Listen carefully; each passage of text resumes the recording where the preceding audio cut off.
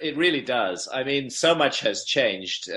I published my first really big book on this subject 20 years ago, and that was Fingerprints of the Gods, which was published in 1995. And it said the takeaway message is that there was a global cataclysm between 13,000 and 12,000 years ago, and that a former high civilization had been wiped out in that cataclysm and is now remembered only in myths and traditions. And at the time, the archaeological community and their buddies in the media poured scorn upon this book, right, and attacked it from all directions, many of the directions being ad hominem attacks on me as an individual rather than on the ideas being presented. Seems like just anything possible was done to discredit the notion of a lost civilization. But in the 20 years that have passed, the evidence has moved very strongly in my direction. We now have absolutely cut and dried scientific evidence, and this is not, woo-woo stuff. This is from mainstream scientists publishing in major peer-reviewed journals like the Proceedings of the National Academy of Sciences. This information has not much got out into the public domain yet. It's in the rarefied atmosphere of scientific journals, but it presents compelling evidence for a global cataclysm exactly in the window that I proposed in 1995, between 13,000 and 12,000 years ago. And this cataclysm resulted from the impact of several fragments of a giant comet, which broke up into fragments as comets do. Several of those fragments hit the Earth 12,800 years ago and caused a global cataclysm of flood and fire and rapidly rising sea levels. And then again, 1,200 years later, 11,600 years ago, there was a second series of impacts, this time in an ocean. We believe it was the Pacific Ocean.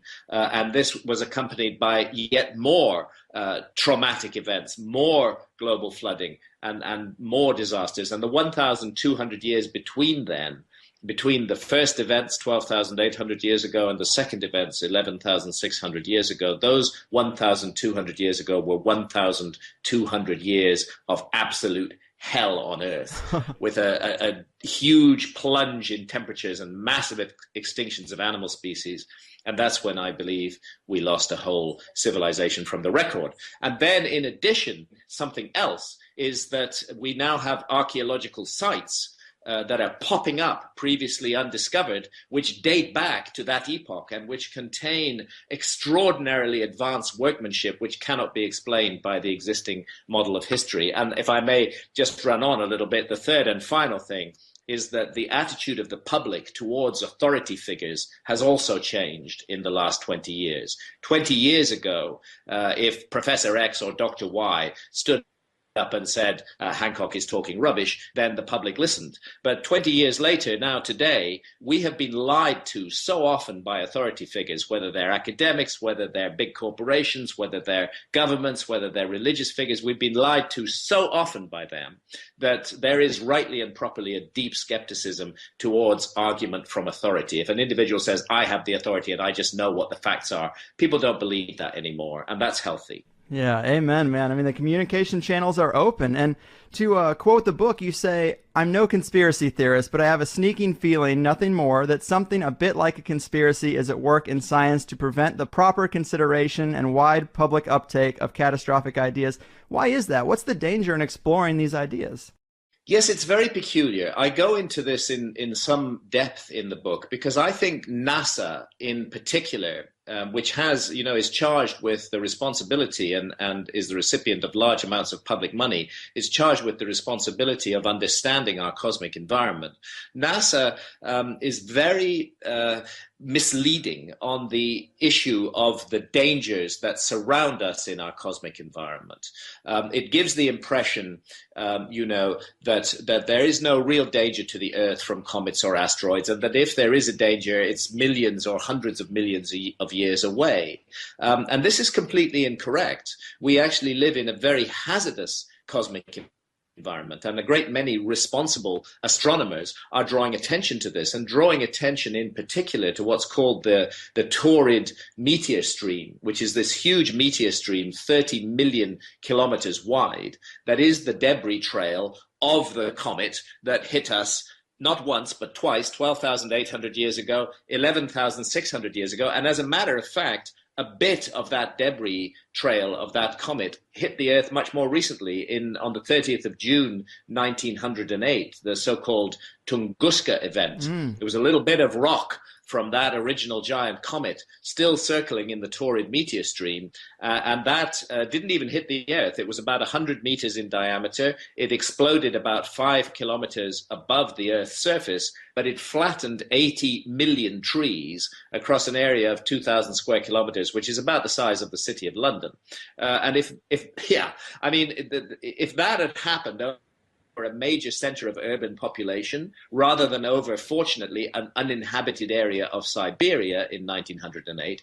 If that had happened over a major city, we would have had hundreds of thousands of casualties, and we would all be paying much more attention to the torrid meteor stream now. And the astronomers who are alarmed by the torrid meteor stream and alarmed by NASA's complacency have calculated that there's at least one object within the stream that is 30 kilometers wide, and at least 100 objects in the stream that are more than 1 kilometer wide, and they are all on Earth-crossing orbits. It's like crossing a 6-lane highway twice a year with a blindfold on and just hoping that you don't meet any traffic, or that if you do, it would be, motorcycles rather than trucks.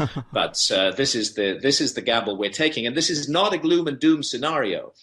Maybe NASA are afraid of causing panic, but this is not a gloom and doom scenario. We have the technology now to sweep our immediate cosmic environment clean, to be sure that we don't face any further impacts that might turn us into the next lost civilization. But we're not making that choice. The money is being spent on other things, on the big military budgets and on vanity projects for NASA, which really I feel it's much more urgent to make sure that we have a future on this planet. And the technology exists. We can do it. It's just a matter of choice. Yeah, it is a frustrating situation. And I guess this idea of comet bombardment or a meteor impact in the past, it's been speculated about, but I guess the critics would always say, where are the craters? But now there's kind of an answer for that, right? Well, there's absolutely an answer for that. You see, the impacts, the primary impacts, were in areas that don't leave massive craters, and I'll explain this. However, craters are now being found. The primary impacts 12,800 years ago were on the North American ice cap. And this was the Ice Age, 12,800 years ago, and the North American ice cap was still a couple of miles deep at that time. It had thinned out over the previous 20,000 years or so, but it was still a couple of miles deep. And you have at least 4 objects in the range of half a mile to a mile in diameter coming in at 60,000 to 70,000 miles an hour and impacting the ice cap. The craters are excavated in the deep ice. They cause a massive melting of the ice cap, and the craters effectively vanish. They're transient. They're not. They're no longer in the ground. But what you get is shock effects under the ice, and those shock effects, now that all of the ice has gone, as is the case today, can be measured on the ground. And in areas just outside the ice cap, in the northeast of North America, 4 distinct craters have now emerged that date back exactly to 12,800 years ago. So the question of craters is in the process of being answered by the team of more than 30 scientists who are working on this problem. But their key evidence, and that evidence alone is good enough, is what are called impact proxies. These are the chemical products of a massive cosmic impact, which cannot be caused by anything else. And they include, for example, nanodiamonds. These are tiny microscopic diamonds which are created by the shock and heat of the impact. They include carbon spherules. These are, again, a product of impacts. They include melt glass, exactly like trinitite, the melt glass that was created in nuclear explosions during nuclear tests. And they include evidence across actually 50 million square kilometers of the Earth's surface of temperatures in excess of the boiling point of quartz, temperatures in excess of 2,200 degrees centigrade. And finally, they include a distinct layer of ash in the soil, which lies immediately over the remains of extinct species of animals. And this layer of ash is the result of continent-wide wildfires burning. You see, when these comet fragments come in so fast, so hot, superheated ejecta is thrown up into the upper atmosphere and then can fall hundreds of miles away from the impact site on the primal forests of that time. And so you're looking at whole continents burning. And the evidence for this is very distinct in a distinct stratum in the soil. And as a matter of fact, it was exactly the same evidence that led to the recognition that the dinosaurs were made extinct 65 million years ago. Now, NASA is, and of course, we know the dinosaurs were made extinct by a cosmic impact. Now, NASA of course, acknowledges that a cosmic impact made the dinosaurs extinct, and it acknowledges the evidence for that. But up till now, it's ignoring the evidence for what happened 12,800 down to 11,600 years ago. And the other people who are ignoring that are historians and archaeologists, because weirdly, their story of civilization begins just after 11,600 years ago, but they're not taking account of the extinction level event that immediately preceded that. And we have to consider the possibility that those early signs of civilization are, in fact, a reinvention of civilization, a transfer of technology from the survivors of a lost civilization to hunter-gatherer peoples. Yeah, I think you make an excellent case for that. And I'm curious, with all this destruction and the heat coming in, do you think this could explain the sheets of sandglass in the deserts of the world that some researchers use to justify the idea of like an ancient nuclear war? Yeah, it could well be related. This event was astonishingly widespread. As I said, the main impacts were on the North American ice cap, but the bits of the comet carried on across the Atlantic Ocean. There were further impacts on the Northern European ice cap, and indeed there were impacts as far east as Syria. Now, there may have been impacts even beyond that in the 12,800 year ago event. The research is still being done, but it's clear we're looking at the fingerprint of a giant global cataclysm. It's fascinating to see these types of discoveries that just give us another piece of history for our planet. But outside of the destruction to the environment, how it was radically affected, how does this affect the story we've been told about humanity? Well, I think it affects it enormously. I just slightly touched on that. You see, historians and archaeologists over the last 100 years or so have pieced together what they regard as a timeline of history. Right. And that timeline shows a straightforward evolutionary progress of the story of civilization from, primitive cavemen. Anatomically modern humans like ourselves, by the way, have been around for at least 200,000 years. And right there, we should have a question. Why did we wait 195,000 years to develop the first civilizations? Right. Isn't it possible that people exactly like us made civilization much earlier, but that civilization was in some way wiped from the record? At any rate, here's this nice timeline of archaeology which sees the cavemen who were entirely hunter-gatherers, the Stone Age, it's called the Paleolithic. They were entirely nomadic hunter-gatherers. This is the mainstream story. And around 11,600 years ago, weirdly, they suddenly started to develop agriculture, and then there was a slow build-up from there, and about 6,000 to 5,500 years ago, we begin to see the first megalithic sites that are built with gigantic megaliths, and then about the same period, the first cities are built, and then we move onwards from there in a smooth progress right through to smart old us, sitting here in the 21st century with our technology, and we see ourselves as the apex and the pinnacle of all of the human story. But the problem is that nice, comfortable, reassuring model has been built without taking account of the extinction level event that we now know took place in the foundations of history. So I would say the house of history may be very well built for the last 8,000 or 9,000 years, but it stands on foundations of sand. And we all know what happens to houses that are built on foundations of sand. Archaeology has to take account of this cataclysmic event between 12,800 years ago and 11,600 years ago and build it into its model of civilization, of the origins of civilization, or we'll never be getting the straight story. Amen, man. I totally agree. And I think this is just, it's so great to just see all this stuff kind of coming to light. And I guess one of the biggest pieces of the puzzle is Gobekli Tepe. Why is this so important to this new paradigm? Yes, it's of absolutely crucial importance. And this is Gobekli Tepe, a site in Turkey, in southeastern Turkey, in Anatolia, which wasn't discovered until the second half of the 1990s. The reason it wasn't discovered, by the way, Gobekli Tepe in the Turkish language means pot-bellied hill. And that pot-bellied hill, it looks a bit like a pot-bellied hill that sits over the entire site, is absolutely 100% artificial.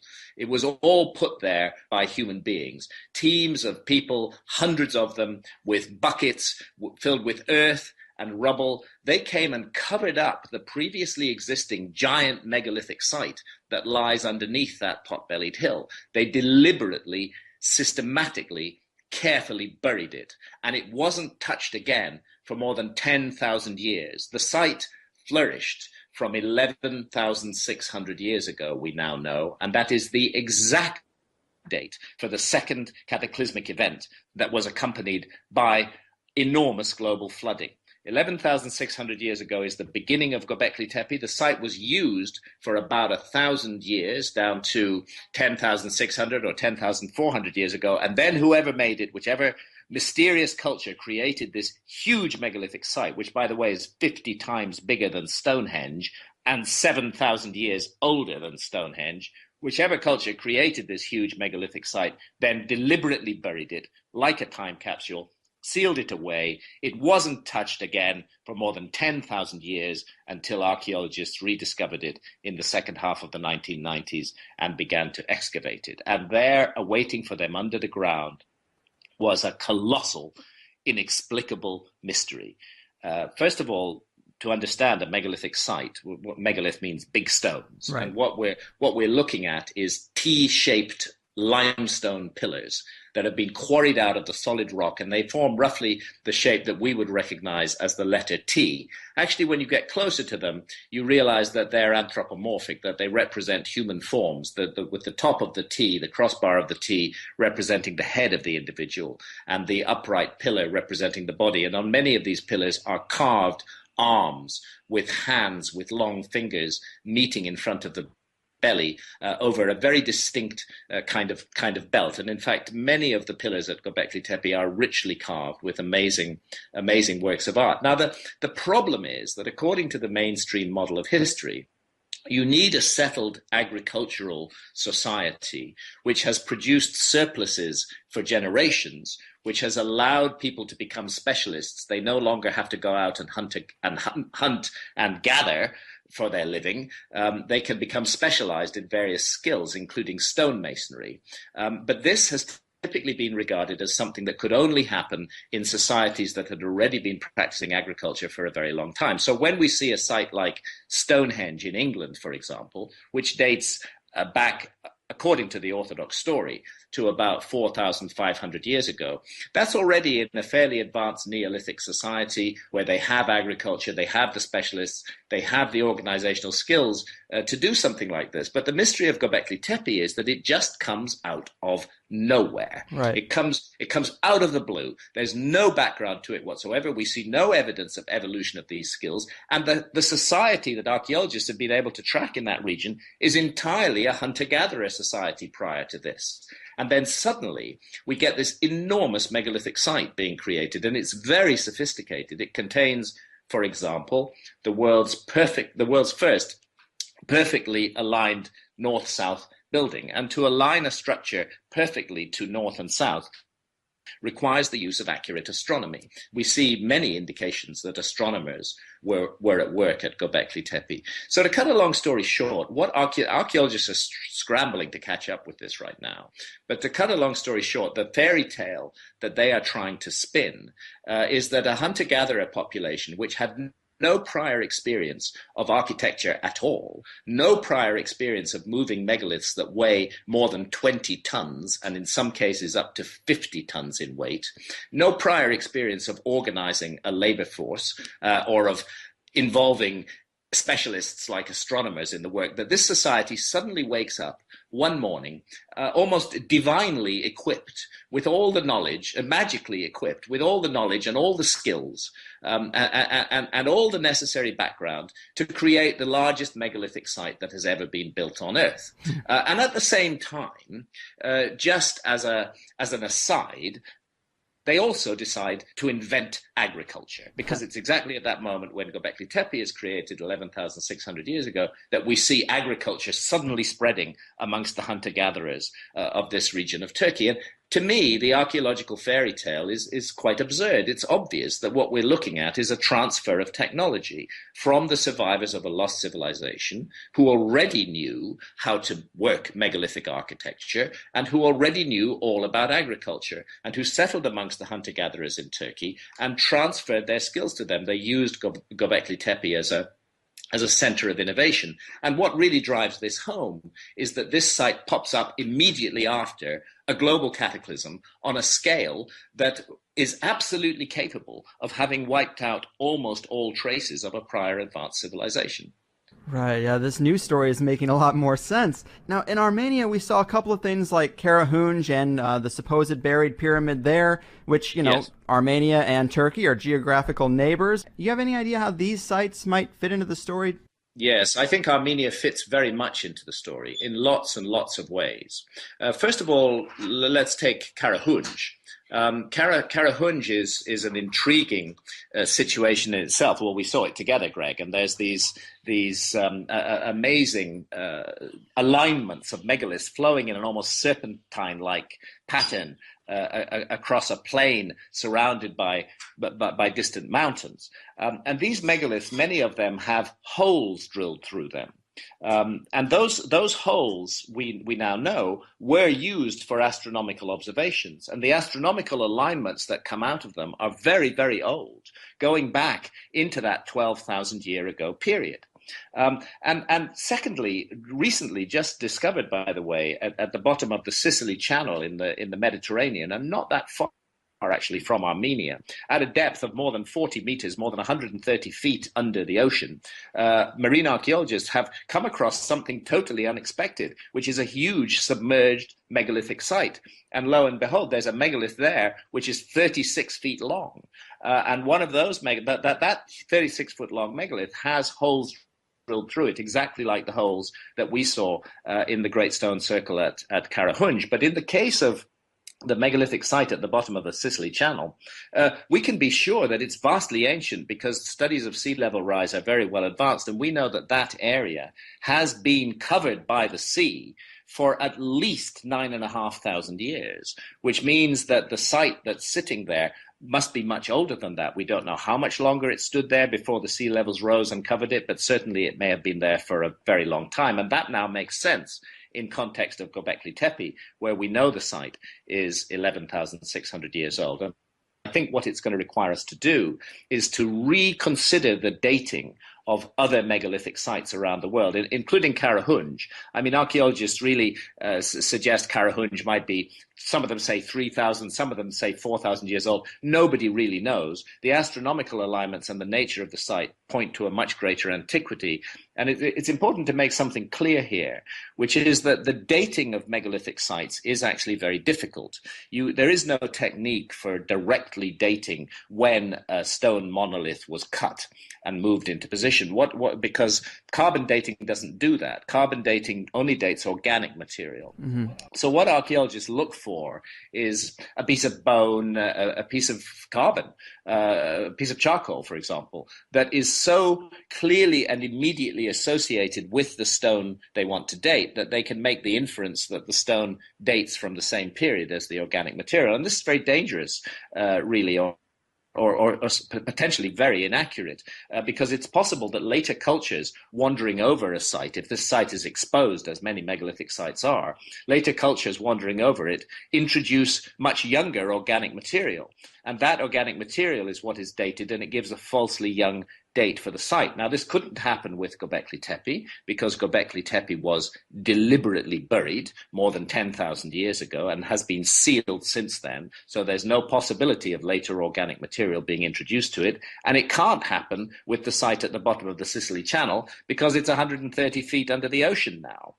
So where we have sites that are absolutely cut and dried, where there's no question over the dating, the Sicily Channel site and Gobekli Tepe, lo and behold, they turn out to be vastly ancient and much more ancient than other megalithic sites around the world. So I think we have to consider the possibility that many megalithic sites, whether it's Stonehenge, whether it's Menidra in Malta, for example, whether it's Karnak in Brittany, that many megalithic sites have actually been wrongly dated by archaeologists. I think these new discoveries are going to require a complete rethink of the age of megalithic sites all around the world.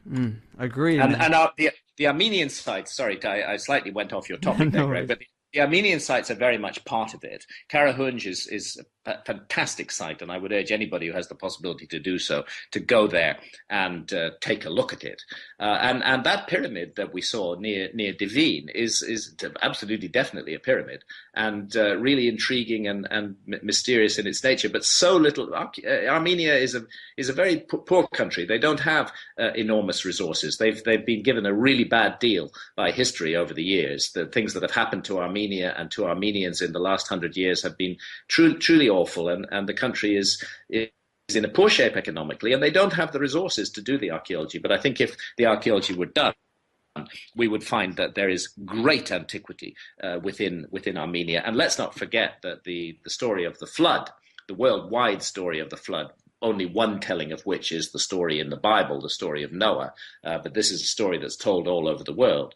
The biblical story of the flood has the survivors of the flood turning up, settling, coming to rest, if you like, on the mountains of Ararat. And Mount Ararat is the national symbol of Armenia. Because of the Turkish genocide at the beginning of the 20th century, Armenia no longer has possession of Mount Ararat. It's now in Turkey and only a few days' walk from Gobekli Tepe. But the notion that this was a place of refuge for flood survivors that is carried by the Noah story in the Bible, and that it is associated with a land that was historically Armenia, but that is today Turkey, is a very intriguing one and one worth following up. I personally don't think that a physical ark was actually washed up on the waters of Mount Ararat, because the flooding that took place would never, in my view, have reached 16,000 feet above present sea level. But I do think that we're looking at a memory of the survivors of a global flood cataclysm who came to that area perhaps as a place of refuge and then began to pass on their skills to the local hunter-gatherers, and we see the evidence for this in the archaeological record. I love that theory, and there's a correlation, I suppose, with the Atlantis idea. It kind of fits with this time frame of the Younger Dryas cataclysm, wouldn't you say? You're spot on, Greg. You're absolutely right, and thank you for using the right scientific name for this, because this is what this cataclysm is now being referred to as in the scientific literature as the Younger Dryas cataclysm, and that's because this episode of worldwide catastrophe between 12,800 and 11,600 years ago has long been recognized as a very mysterious episode. There was a sudden deep freeze. The world had been coming out of the Ice Age, and then temperatures suddenly plummeted to just appallingly, freezingly cold. And certain types of vegetation died out and other types emerged. And that's actually what the reference to Younger Dryas is. It's to the Dryas is a certain kind of Arctic or alpine flower. But geologists call it the Younger Dryas. It's a 1,200-year period. It starts mysteriously 12,800 years ago with a massive fall in global temperatures, and it stops equally mysteriously 11,600 years ago with a massive rise in global temperatures. And both events at both ends are accompanied by global flooding. Well, the reason that the 11,600 year ago date is significant is not only is this the date for the foundation of the deeply mysterious megalithic site of Gobekli Tepe, but also it is the date that the Greek philosopher Plato gives in his dialogues, the Timaeus and Critias dialogues, for the destruction and submergence beneath the waves of the lost advanced civilization of Atlantis. Boom. Yeah, now archaeologists, of course, have been busy dismissing the Atlantis story and claiming that Plato made it up for a very long time. Archaeologists don't like this story, and they use the word Atlantologist as an insult. If anybody believes in the possibility that something like Atlantis might have existed, archaeologists treat them as though they're crazy. But here's the thing. Plato put an absolute date on the destruction of submergence of Atlantis. He said that it happened 9,000 years before the time of Solon. And Solon was a famed Greek lawmaker. He was, in fact, the ancestor of Plato himself, and Solon had lived in 600 BC. So 9,000 years time of Solon is 9,600 BC, which is 11,600 years ago, which is exactly the date for that second spike of cataclysm, for what geologists call meltwater pulse 1b, a massive rise in sea levels 11,600 years ago. And it's also the date for the foundation of Gobekli Tepe. So if Plato made it up, he was astonishingly on the money with the latest science on what happened in that period. Global sea level rise, huge inundation of lands. That's exactly what he's describing. And the interesting thing is that he tells us that Solon, his ancestor, got the story on a visit to Egypt. He was told the story by the priests of the Temple of Neith at Sais in the Delta. That temple no longer exists today, apart from a few stones. But as Solon reported the story and as it was passed down to Plato, it was those priests who informed him about the lost island continent of Atlantis, the lost civilization of Atlantis, and its destruction by flood and fire, because it had become arrogant and proud and cruel, and it had ceased to wear its prosperity with moderation. In Plato's account, this was something that the universe took objection to.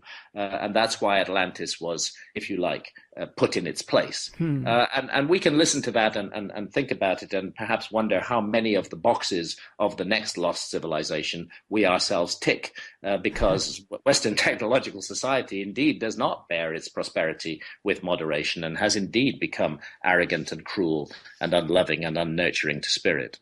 Right. There's definitely some lessons there for sure. Talk to us about the island of Ka. This is an interesting story that I learned about from your book, and it kind of relates to the bigger picture and has a lot of parallels to kind of this picture you're painting, right? Well, yes, it does. And this is a story that has survived in the ancient Egyptian annals. You see, when Egyptologists respond to Plato's story of Atlantis, they like to point out that there is no use of the word Atlantis in any ancient Egyptian text. And that is absolutely true.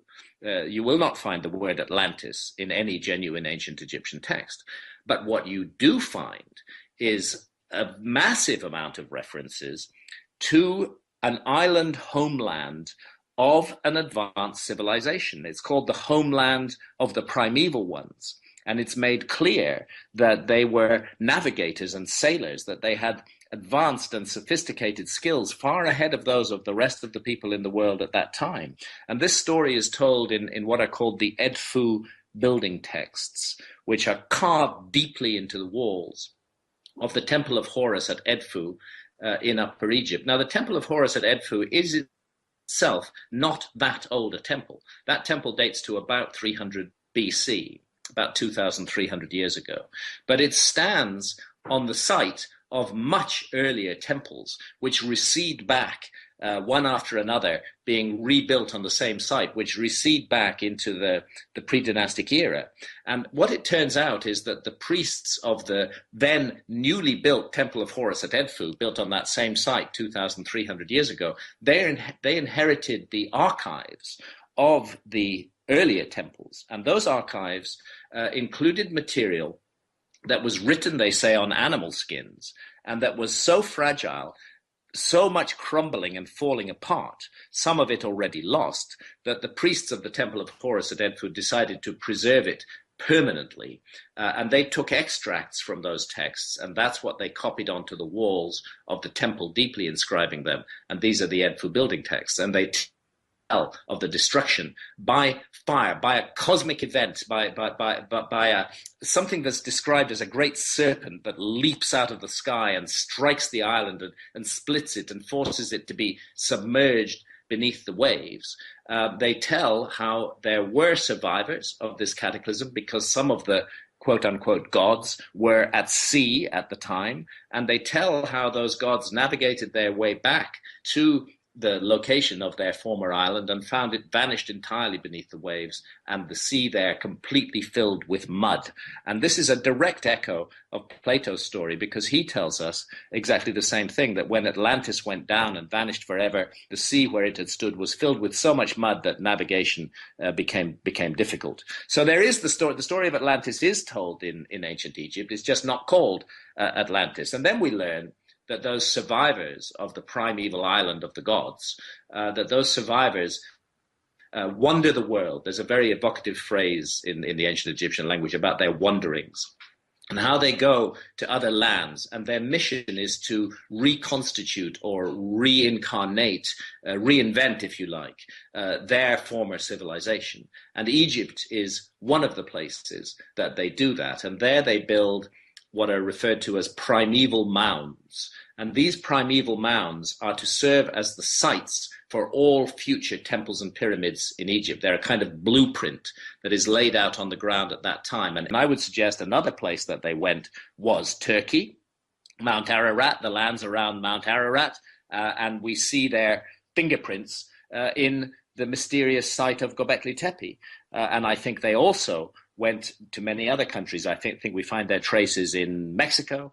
I think we find their traces in South America, in the Andes, particularly in a place like Tiwanaku in Bolivia. We find their traces in all kinds of mysterious science that has survived the ages and that is of vast antiquity. Indeed, all around the world, the evidence is staring in the face. But mainstream archaeology, by being so deeply wedded to the existing paradigm, is finding it very difficult to see this evidence, very difficult to understand it. It's often the case with science that when new evidence comes in that completely contradicts the existing paradigm, rather than changing the paradigm, those who are attached to the paradigm hold on to it like grim death. And it can often take a century or two for the old paradigm finally to be dismissed. And I think we're in that moment of paradigm shift in our understanding of the origins of civilization right now.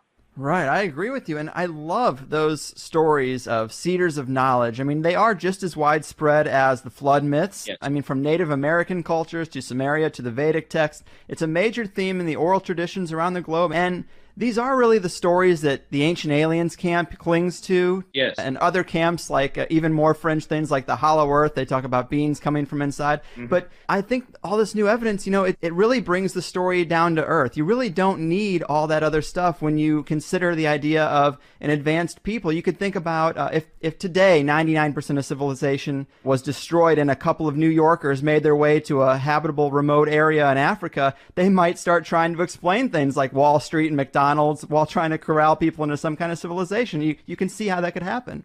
Exactly. You can see exactly how that could happen. And for me, a lost human civilization is the simplest and most elegant explanation for all of the anomalies. I have nothing against aliens, by the way. I mean, I think that the universe we live in is deeply mysterious, and I'm quite certain that it's full of intelligent life.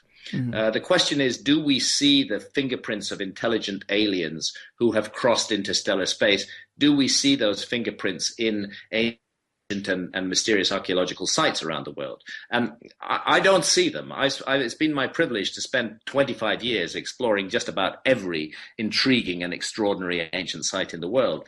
And so far, I haven't seen anything that could only have been made by an alien culture that had the technology to cross interstellar space. Right. And an example I often give is that the Great Pyramid is an incredible monument, and it's often attributed to aliens by the ancient astronaut lobby.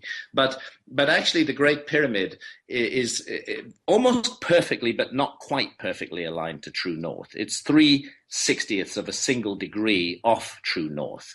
The sides of the Great Pyramid are almost exactly the same, but there are variations of up to 7 inches in the side lengths. In other words, there is error in the Great Pyramid. And I think if you have the technology to cross interstellar space and navigate your way to this little blue dot of planet Earth, and you somehow want to build a pyramid or involve the local population in building a pyramid, you would be sure that you would get your alignment to true north right, and you would be sure that you would get the side lengths of your monument absolutely right. So I think we're looking at absolute evidence of human error in the construction of the Great Pyramid. Nevertheless, it's incredible. It's an incredible piece of work. This is a monument with a 13-acre footprint. It weighs 6 million tons. It's 481 feet high. To align it to just within 3/60ths of a single degree of true north is astonishing and uncanny precision. Yeah. And I would say that it speaks of human abilities and the skills and knowledge of a lost civilization. Yeah, you very well may be right. Another thing I wanted to ask about was this handbag symbol, a related image that we see across way too many supposedly unrelated cultures. When did you start to recognize this? It goes back quite a while. I'm not the only person who's spotted this. Quite a number of us have been intrigued by this mystery over the last few years. It first really grabbed my attention when my wife Santha, who you know is a photographer, and Santha and I worked together, and we did many journeys in Mexico, particularly back when I was researching fingerprints of the gods in the early 1990s. And one of the sites we visited is a place called La Venta on the Gulf of Mexico, which is attributed to a very interesting culture called the Olmecs. Actually, we don't know what they called themselves. That's what archaeologists call them, who were the predecessors of the Maya. And actually, everything the Maya knew and passed on had come down to them from the Olmecs, including the Mayan calendar, which is itself an astonishing technological device. The Mayan calendar, by the way, inherited from the Olmecs, gives us a more accurate length of the solar year than we're using in our scientific society today. And within the Mayan calendar, there are devices that will enable you to accurately predict eclipses of the moon and when they will fall 200,000 years into the future, or to accurately say when they happened 200,000 years in the past. So this line of transmission through the Olmecs to the Maya in the Mayan calendar has preserved a scientific artifact. But there at the site of La Venta, this so-called Olmec site on the Gulf of Mexico, were dug up by archaeologists in the 1920s through the 1940s some astonishing physical remains, the so-called Olmec heads, which are these gigantic, almost spherical megaliths that have been carved into human features. And these features are anomalous in themselves because they clearly do not look like the indigenous peoples of Mexico. They look like Africans, as a matter of fact, or perhaps Polynesians. The features are certainly not those of Native American Indians. But alongside them were also discovered images of individuals who look like Caucasians with very rich and prominent beards, and Native American peoples don't normally grow, very large prominent beards like this. They don't have the facial hair for that. So this is puzzling. But then amongst these artifacts is the earliest, carved on a huge stone slab, is the earliest surviving representation of the god Quetzalcoatl, which means the feathered serpent, who was remembered as a great civilization bringer. In a time of darkness, he brings the gifts of civilization to the peoples of Mexico. And lo and behold, enshrined within the coils of the feathered serpent sits a man, and he's holding a very definite kind of bag in his hand. And he's holding it in a very distinct way with the fingers visible. Now, I just filed that away. I didn't notice the bag symbolism when I first wrote about La Venta back in 1995 with Fingerprints of the Gods.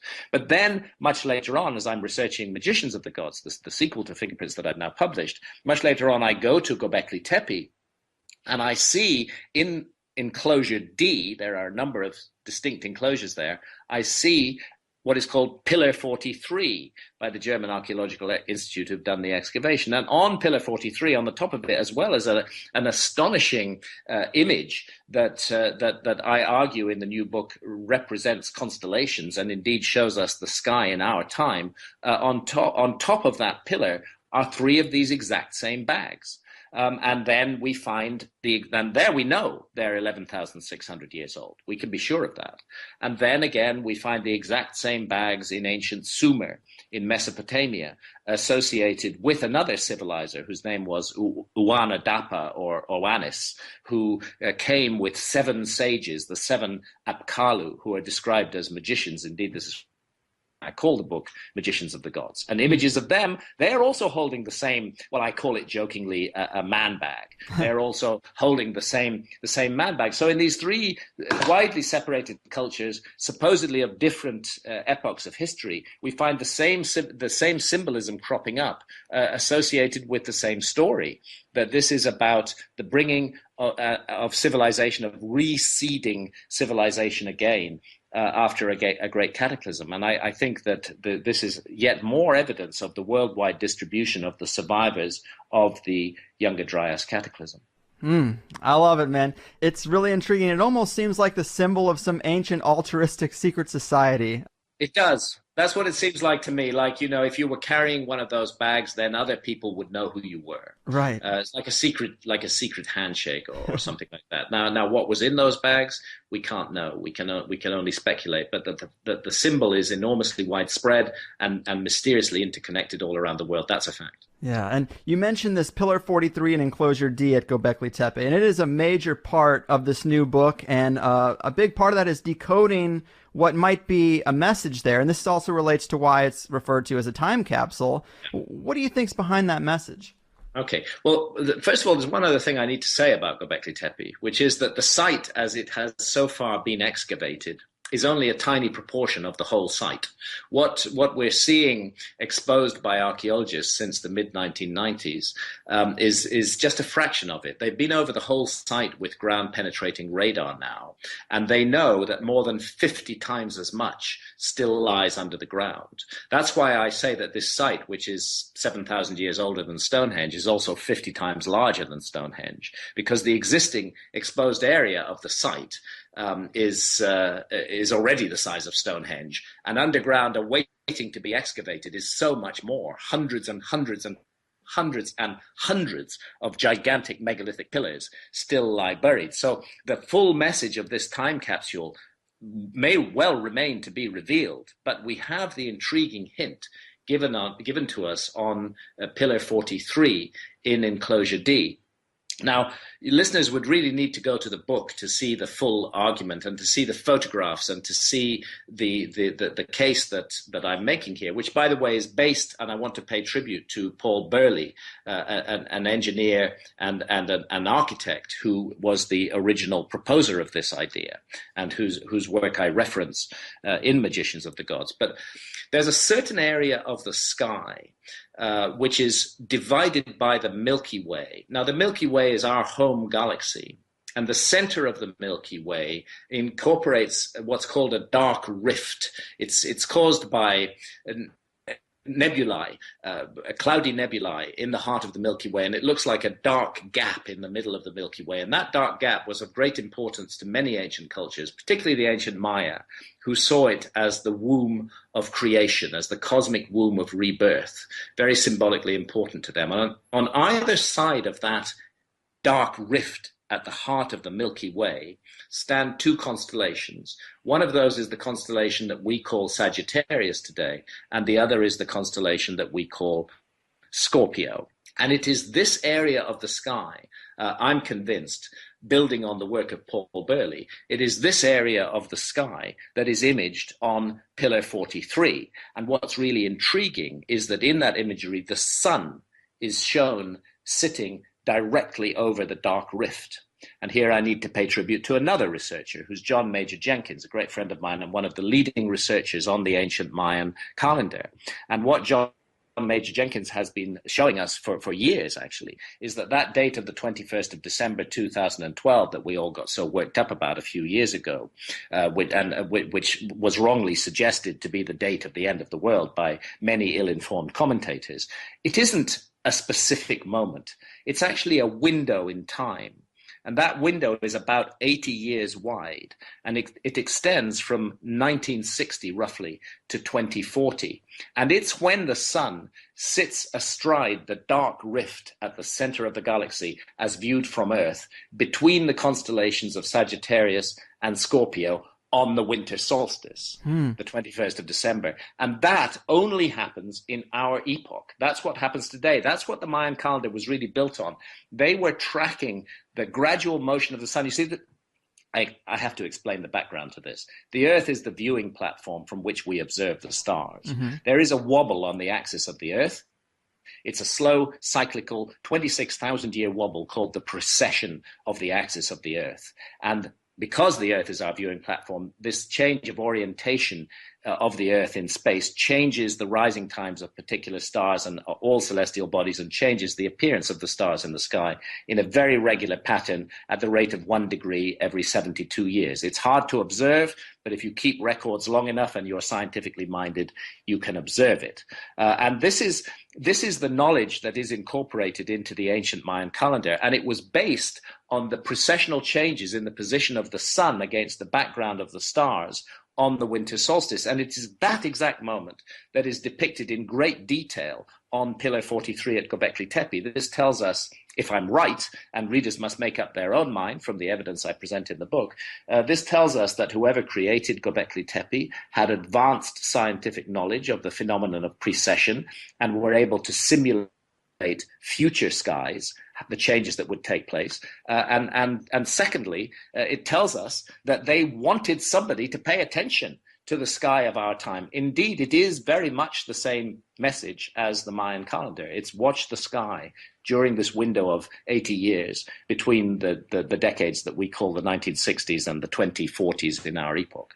Wow, man. And if you're somebody who puts any stock in synchronicity or some sort of poetic unfolding of events, how coincidental is it that this very pillar would be unearthed and decoded in the very era it's referencing rather than any other time before or after? That's interesting. I agree with you. It's a very odd thing that this should happen, and something odder about it. Gobekli Tepe was noticed by archaeologists in the very early 1950s, which perhaps coincidentally is just before that window in time opens. American archaeologists visited the site in very early 1950s. They were looking for Stone Age remnants, and they found some flints on the ground. But then, sticking up out of the soil of that pot-bellied hill, they saw the tops of a couple of beautifully carved pillars. And their immediate conclusion, because of their prejudices, because of their preconceptions, were that those pillars were recent, that they must be looking at a Byzantine cemetery. And for that reason, they abandoned the site and never excavated it further. And it wasn't until the second half of the 1990s, when Klaus Schmidt of the German Archaeological Institute took another look at the site, that he realized that actually they were vastly, remotely ancient. And coincidentally, Klaus Schmidt's discovery or rediscovery of the site in the second half of the 1990s is within the window of time that is indicated on Pillar 43. I don't do spooky often, but this stuff does give me goosebumps every now and then.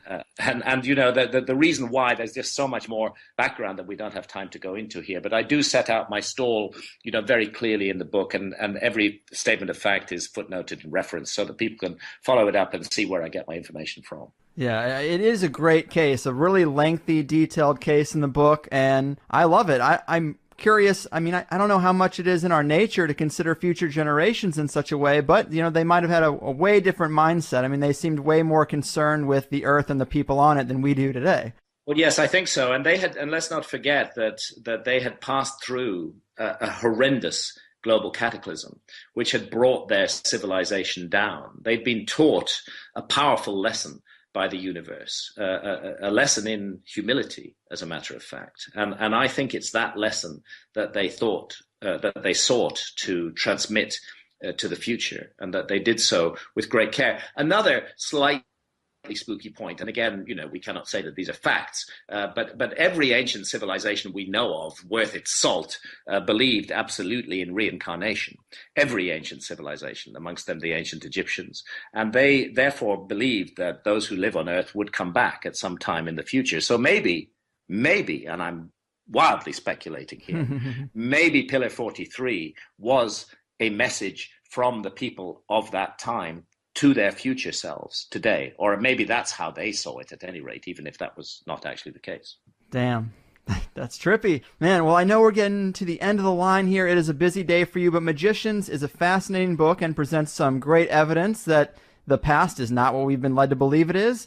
And before we go, do you want to remind people where they can get the book and your website, things like that?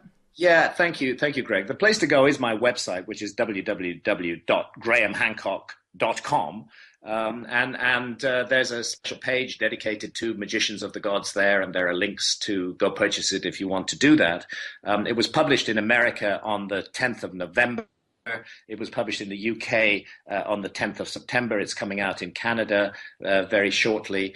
And I hope that this I know for sure is the first major work that has considered the implications of that cataclysm between 12,800 years ago and 11,600 years ago, has considered the implications of that cataclysm for the stories we tell ourselves about our past. And we should never forget that history is a narrative. And I believe that this new evidence, it's not me, I'm simply the vehicle that puts this evidence before the public. It's the evidence itself that matters. And that evidence is a game changer. We are going to have to change everything we have thought about the origins of human civilization.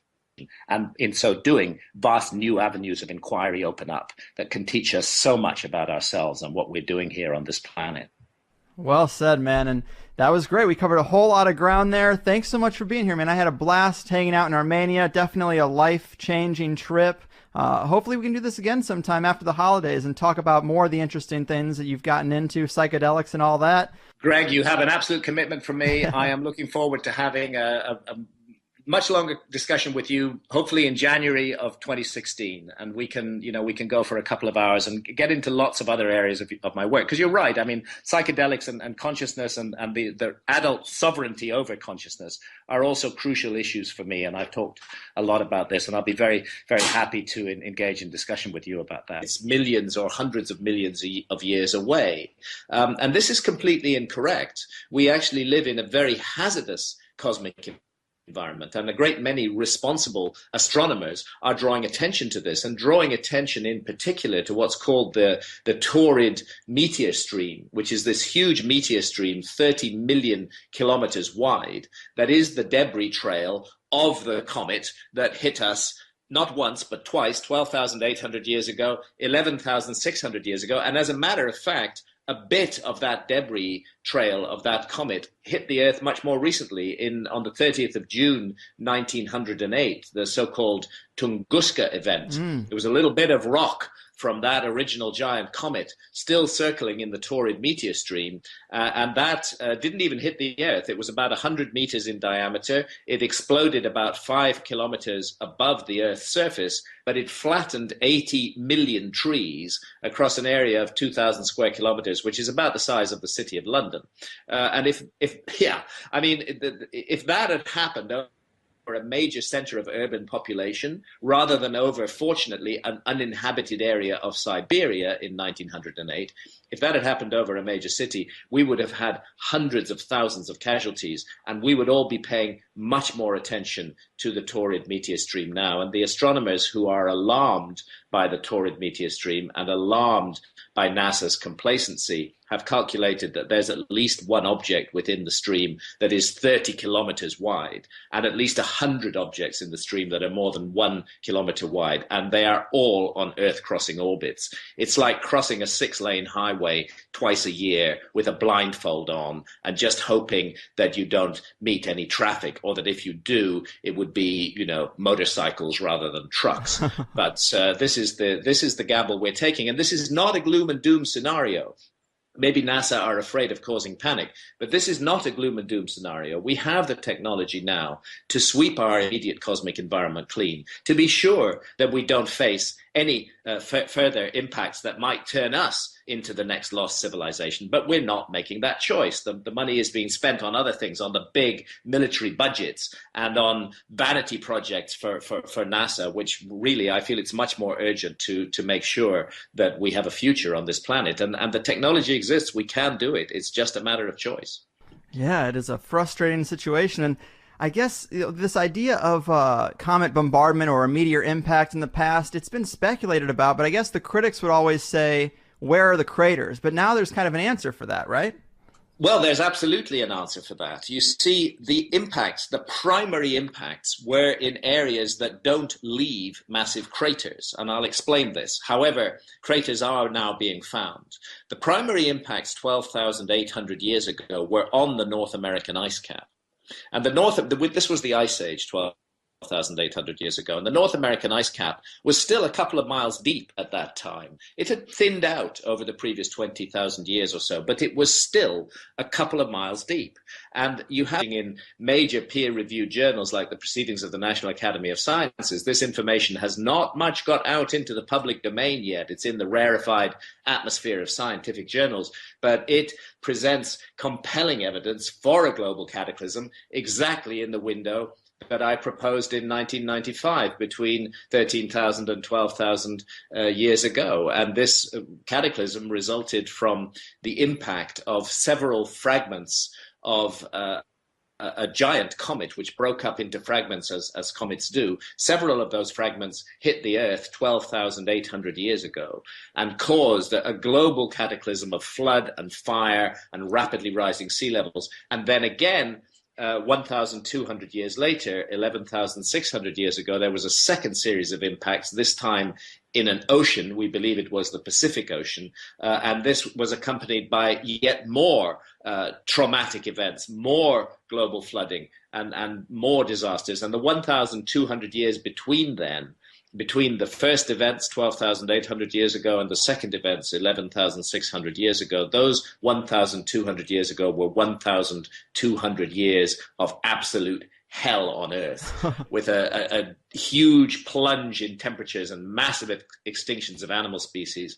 And that's when I believe we lost a whole civilization from the record. And then in addition, something else is that we now have archaeological sites that are popping up, previously undiscovered, which date back to that epoch and which contain extraordinarily advanced workmanship which cannot be explained by the existing model of history. And if I may just run on a little bit, the third and final thing is that the attitude of the public towards authority figures has also changed in the last 20 years. 20 years ago, if Professor X or Dr. Y stood up and said Hancock is talking rubbish, then the public listened. But 20 years later, now today, we have been lied to so often by authority figures, whether they're academics, whether they're big corporations, whether they're governments, whether they're religious figures. We've been lied to so often by them that there is rightly and properly a deep skepticism towards argument from authority. If an individual says, I have the authority and I just know what the facts are, people don't believe that anymore, and that's healthy. Yeah, amen, man. I mean, the communication channels are open. And to quote the book, you say, I'm no conspiracy theorist, but I have a sneaking feeling, nothing more, that something a bit like a conspiracy is at work in science to prevent the proper consideration and wide public uptake of catastrophic ideas. Why is that? What's the danger in exploring these ideas? Yes, it's very peculiar. I go into this in some depth in the book because I think NASA in particular, which has, is charged with the responsibility and is the recipient of large amounts of public money, is charged with the responsibility of understanding our cosmic environment. NASA is very misleading on the issue of the dangers that surround us in our cosmic environment. It gives the impression, that there is no real danger to the Earth from comets or asteroids, and that if there is a danger,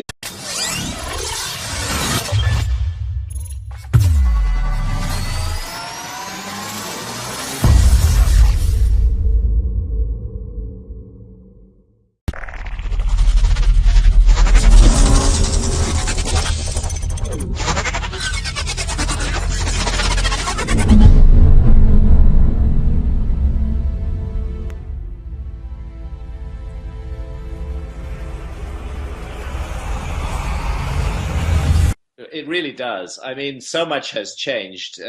I published my first really big book on this subject 20 years ago, and that was Fingerprints of the Gods, which was published in 1995. And it said the takeaway message is that there was a global cataclysm between 13,000 and 12,000 years ago, and that a former high civilization had been wiped out in that cataclysm and is now remembered only in myths and traditions. And at the time, the archaeological community and their buddies in the media poured scorn upon this book, right, and attacked it from all directions, many of the directions being ad hominem attacks on me as an individual rather than on the ideas being presented. Seems like just anything possible was done to discredit the notion of a lost civilization. But in the 20 years that have passed, the evidence has moved very strongly in my direction.